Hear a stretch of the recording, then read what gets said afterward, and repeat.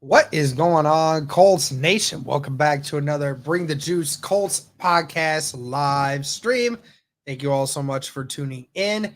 Guys, episode 2 of the Colts series Behind the Colts has just dropped, and we're going to react live to it right here. Cody, have you had a chance to actually watch any of it yet? I have not. No, I saw that it dropped and I was like, hey, we should go react to this. So this will be my first time. All right.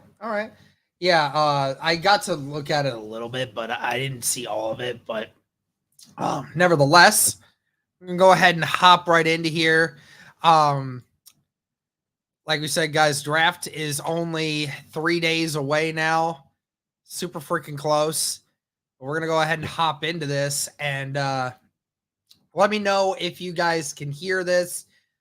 You should be able to. I think I have my audio set up the way it needs to be. But let me know what you guys think. Either way, thank you guys for tuning in. Let's go ahead and hop into this. If you have any audio issues on your end, guys, let me know, and I can try to fix it, but it should be good. Let's do this.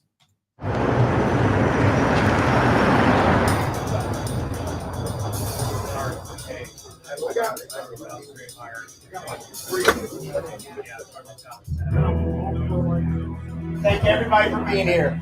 I've been thinking a lot about this and what wins in our league and how important team is. I mean, it is. It's the greatest thing about our sport. The game of football is team. And there's nothing greater than a team, and none of us will ever be better than the team. There's not one person in this room that does something that's not significant towards winning. Team before self through everything we do, okay? Others before ourselves. We have to fight to secure that we never lose the essence of team. Never, all right? I think you all know it's the start of our off season in terms of player acquisition. It's important we get our eyes on them. We got a lot of things going on, but excited about where we're going, excited about all the people we have in this room, and excited about what we're going to do this season. So team and a great season this year.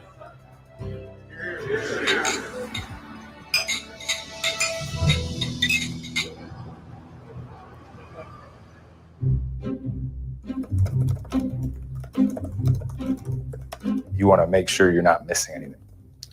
Yeah, you're just covering yourself and making sure you're thorough. This is another chance to be even more thorough. The film's very important to go back, detail, take your time, look at each guy individually. The fall is definitely where the heavy lifting is done. This time of year is probably equally as important. And we go into April, look, we're answering every question possible. As many questions answered as we can before we get into our final round of draft meetings in April. Every question they might have, you have to have the answer to. Yeah, I'm serious. I'm asking this question. He's got unique talent with his size. This is a unique talent. Hold on. His unique talent. Let me tell you, I said it. We got to be right. You don't go scout and you say, I like him and I'm going to be right. You got to be right. That's our job. You can't just say stuff to Chris because he's listening to everything you say, even when you think he's not. Minor detail, I'm telling you, he'll remember everything. You got to be ready, calculated, and have your argument ready and why. You're rounding out the rest of the picture. You have the background. You have your report pretty much written. That's kind of what this time of year also entails. Do you want him on our team? Do you want to draft him? Do you want him to be a Colt? That's what the April process is all about. I think that's where I watched it yesterday. How long have you guys lived together? We've lived together. We're coming up on 2 years now. Yep. How beneficial is it to have somebody who understands that when you come home at night, you might be able to decompress or debrief, or you can bounce things off of one another, maybe when you're watching film or something like that? Sounds like I'm glad I'm coming home to my wife. Is that in the Houston folder? Huh? Is it in the Houston folder? I was moving from Minnesota. I'd gotten an apartment. The night I'm moving in, Mike Lacey calls me. I got some space in my house. I know you're moving. Do you want to move in? And I'm like, look, let me sleep on it. I just signed this lease like 2 hours ago. And I'm like, you know what? It just makes the most sense. Work-wise and lifestyle-wise. I don't think there's a better roommate that somebody could have. There's no drama, low maintenance. We're both organized. We're both clean. Both respect each other's space and time. And there's been no issues. I think if it was one guy's married, one's not, that'd be a little weird. Our schedules are way different. We could go a month without seeing each other, a month and a half. There are some times where we overlap here, and you're always talking about ball. I would say 95% of our conversations are about the Colts and football. The conversation of our philosophy, Our own philosophies. the direction of the team, how to do the job, how to do it well, how to do it at a high level, different ideas, different perspectives. And how can we win, and players and scouting and what our team needs and going through our own scenarios. You're trying to accomplish the same goal at similar stages of your career. And I like to think both driven, both wanting to be productive and high achievers and just help us win games. It's nice to have somebody to bounce ideas off of every day. His work ethic is second to none league-wide. That pushes me. The days where you have off or the weeks where you have flexibility, he still nose to the grindstone, attacking it. And I'm like, well, I got nothing better to do. I'm going to do the same thing. It's a passion. It's a lifestyle. We take it very seriously. And I think we both push each other to higher levels. It's just nice to have somebody that has as much love for the game as you do and has as much passion for scouting. It's been awesome.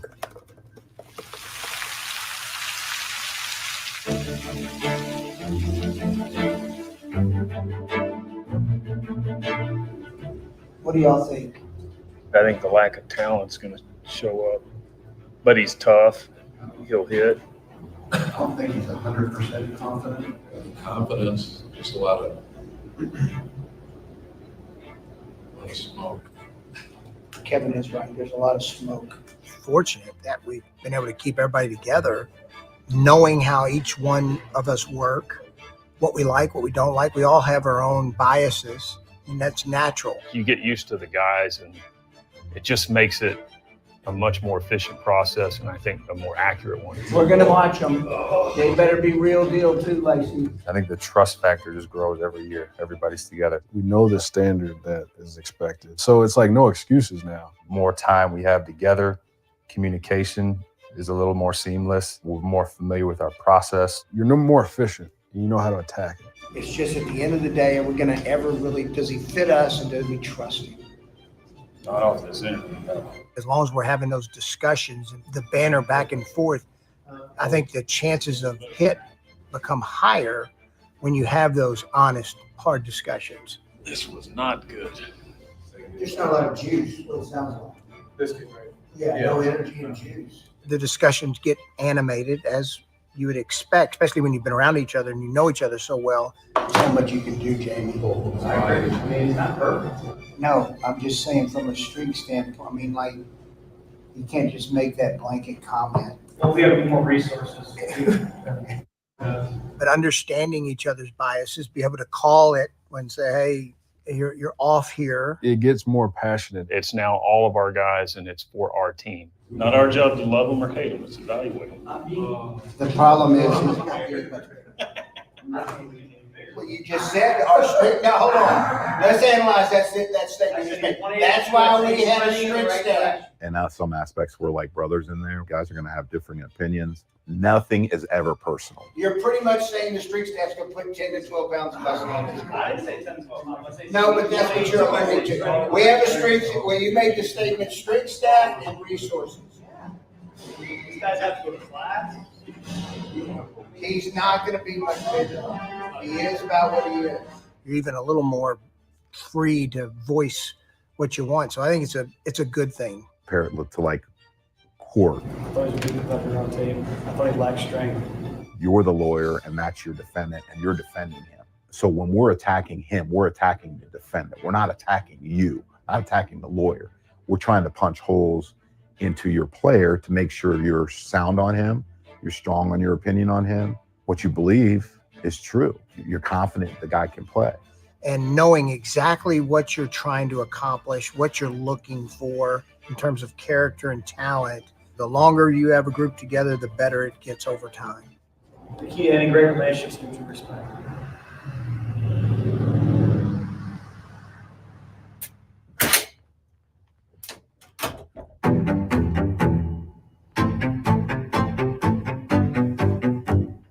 The lair. Todd's office has been nicknamed the Lair. That's the nickname that the guys gave it. It's an interesting place. I don't know how the lair, where that originated from. I guess it's just the ambiance. It's always dark. It can be tough to see sometimes because it's dimly lit. It's always like steamy from his diffuser. Feels damp. There's always some kind of cool, unique little nightlight in there. That and the reflection off of his glasses is usually all I can see when I walk by or look in there. It's a unique space in our building. He's accumulated a lot of different items, so we'll leave it at that. You want to be comfortable, and this is the element that I like working out of. I do think a good work environment is important. It's just always the way I've done it. I don't doubt how hard Todd's working in the lair. He's been doing this such a long time. This will be my 30th. Started in 1995, was my first draft with the Carolina Panthers. I think the one thing about scouting this time of year, it's a constant comparison business.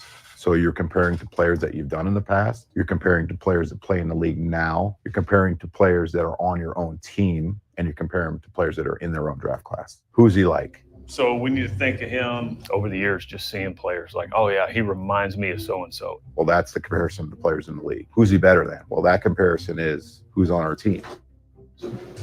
A 5 athlete.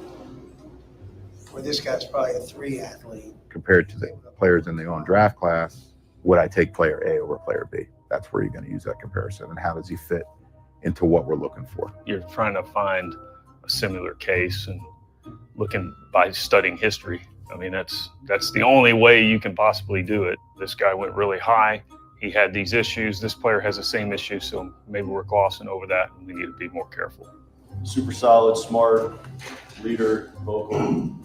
I think the guy makes us better at the position. It's not a science. This is human beings evaluating human beings. Chris compares it to like when you go to the movies and you see a great movie. The second time you see the movie, you're going to see some things that you didn't see the first time you watched the movie.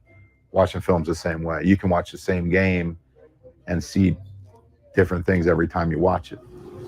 Are you fighting for him? Everybody's not going to see players the same way. Some people like vanilla ice cream, some like chocolate, some like Rocky Road. It's just a matter of opinion. I think scouting players to a degree is the same way. I think the guy plays on balance. He's a good athlete, with patience. Yeah, I just don't think he's sudden. I don't disagree. No, he's fast. He's not sudden. I never questioned his speed. It's stop, start, change direction, suddenness. The upper level talent players, everybody's going to like those guys, but what degree? Like, why do you like player X better than player Y? Well, that's because of this. Someone like, well, I like this better. And certain guys are going to like certain players for certain reasons. And listen, that's scouting. Scouting is about having a gut on a player. There's something about the player you like. It's an instinct. And the best evaluators have that instinct. Anybody else got thoughts on him?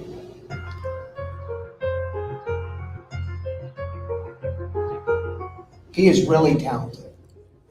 You don't know on draft day. I mean, you don't. You have no idea. We do all this work up to that moment. We line the board up, and then as they strip off, we take one. I mean, it's pretty simple in my mind.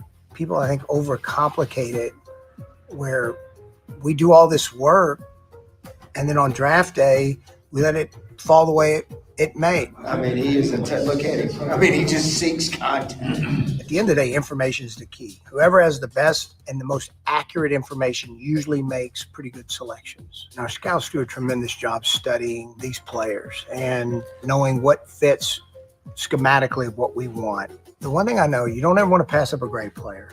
Even if it's not a position in need, just don't pass up a great player. Take the best guy on the board for your team. Give me something else. We got time for one more. I need to feel it.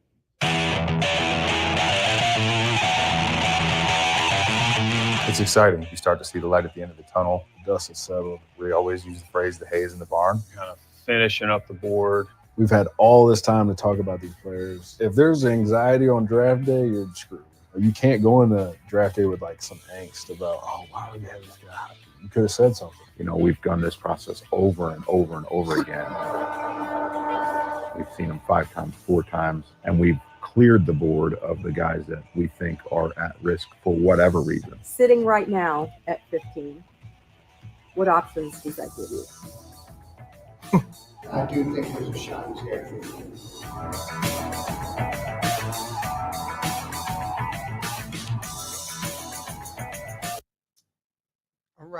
All right.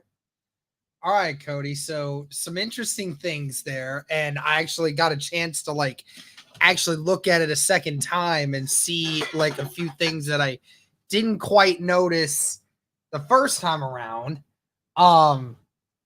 Obviously, thank you folks for tuning in. That was the Behind the Colts second episode. And I think what was interesting there, Cody, we can kind of dissect it now. I saw two different film in there, at least two that I recognized, and that was Michigan and also Texas. And Texas, I saw both ends of the field, so not just offense. I saw defense film there as well. And then with Michigan, we obviously saw the film of them looking at their offense. Wonder if that was looking at Blake Corum there at that spot. I wonder. Interesting. Yeah. Yeah. I mean, little tidbits, you never know, man. That's interesting though. Yeah, for sure. And there was just, I feel like there was just so many like comments where you could assign it. Are they talking about this player? Are they talking about that player? And stuff like that. And, you think about, I know that's what I was thinking when they were talking about, the guy. It's like, I just don't know if he's like feeling it, Yeah. I don't know if we trust him. Is that AD Mitchell? Is that somebody like him? And also I thought it was interesting when they talked about like the size, because, Ballard was pushing back on, I don't remember who it was, one of the guys in there, and was basically saying like, hey, you really think we're going to be able to put like 50, 10 to 15 pounds on this guy? And you got to wonder, who is he talking about there? Was it a guy like Xavier Worthy? A guy that's, we obviously know, and we had, Cantley Platty on, which that'll be coming out tomorrow. But just like that question mark of like, do the Colts trust him in his size to hold up in the NFL? Like just questions like that. So just quite interesting altogether. So many little tidbits in there that you're like, that could be anybody. But yeah, it's just quite interesting how the Colts go about this process. And I mean, honestly, I think it's a good process for sure. Being able to kind of poke holes in players and, all while talking about their strengths, kind of identifying their weaknesses as well. And I think it was interesting right at the end, Derek, he said, I think there's a chance he's there. Who could that be? 15, yeah. Who could he possibly be talking about at 15? Brock Bowers, Dallas Turner. Is it Bowers? Is it who knows? Is it Adunze? Is it is there? Neighbor? I mean, there's a couple different guys that we know we've been talking about, but I have a strong feeling that's Bowers he's talking about. I have a very strong feeling. Oh man, but so many options. Yeah, definitely. I think what was interesting is when they were talking about unique talent for the size, and then he kind of pushed back on the comment, and it was kind of edited a little bit, but I mean, I'm assuming that he was breaking down that argument is like, you can't just throw out a statement like unique talent with size and just expect that that's going to ultimately be what decides to make him a great player. And with the way things are now, Ballard's a lot more on the hot seat right now, and he has said it like, we got to get these draft picks right, because if we don't, then it just sets this team back. And there's a bunch of different players that we could probably associate with that comment, particularly in the wide receiver group for sure. But I mean, that definitely was maybe the most animated I've ever seen Ballard when talking about, just things from the film room. He just typically doesn't get that aggressive with it, but he was definitely aggressive with that, especially with, the banter. We see a lot more of the banter from Ballard towards a lot of these guys and how he dissects their process. Right. Yeah. No, and I think ultimately, like, that is a good process to go about it, because everybody does view it a little bit differently. Everybody does have biases. And so I think that is good to get guys that will kind of call the other guys out on their biases. And then that's definitely important to get the best player, right? No doubt in my mind. So, I definitely love the process that they go through. I think that's a great way to ensure that, as much as possible, you get the right guy, because this is definitely, Derek, not, this is different for Indianapolis. We just don't know, like we talked about before, and there's so many options and so many ways that they could go with this. And so it'll definitely be interesting to see how they go about it. But yeah, it was kind of cool to see that process played out a little bit more, and actually them explore that a little bit more, because we haven't really seen that, I don't think, a whole lot. Yeah, absolutely. Kay was saying, Ballard also said it's our jobs, meaning they're gone if they get this wrong.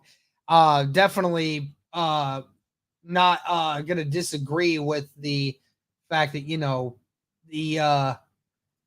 that goes a long way, honestly. And there's a lot of people, like I said before, that want Ballard gone. So that it does start to get more and more interesting at this point. If you're the Colts, you have to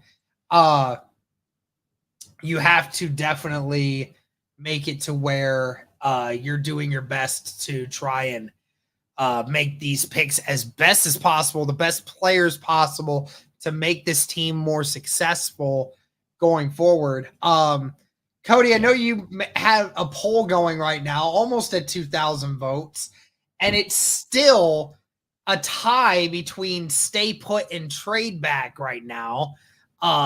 Trade up actually lost a couple percent. Actually lost about almost 2% since the last time we checked. But stay up and trade back are literally exactly the same right now. So it sounds very much likely that Indy is going to want to stay put at 15 and take a guy if it's the one guy that they want to have.